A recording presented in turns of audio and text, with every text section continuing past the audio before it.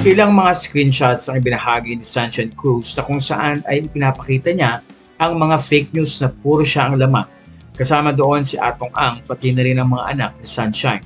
Narito ang ilan sa mga laman ng nasabing balita na ayon kay Sunshine ay pawang walang katotohanan. Shocking news, the daughter of beautiful actress Sunshine Cruz suddenly revealed an earth-shattering secret, shaking the entire showbiz industry.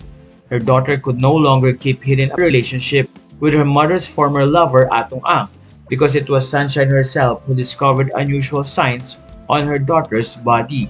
Sa isang news ay ganito pa ang nakalagay. Shocking news, the battle for reputation between Atong Ang and Sunshine Cruz. Kaya naman hindi na napigilan ni Sunshine ang magsabi ng ganito at makiusap. Fake news po ang lahat ng ito guys, FYI. These accounts are not legit and they make up stories for views.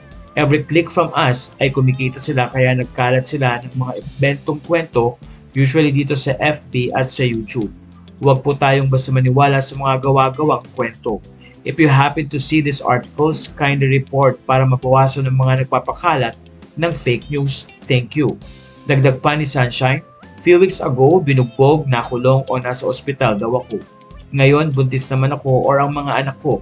Surprisingly, marami ang naniniwala na totoo itong mga ganitong klase ng kwento. Kaloka, Meta at YouTube, monetize pa ang mga ito kaya padami ng padami ang nagpapakalat ng fake news. Narito naman ang payo ng mga netizens kay Sunshine. Kasuhan na yung mga abusado, di sapat ang reporting or blocking. Kinakasuhan para magtanda. Ang problema ngayon sa mga vloggers, kuno, kasi copy-paste na lang sila sa ibang content without verifying first kung totoo o hindi.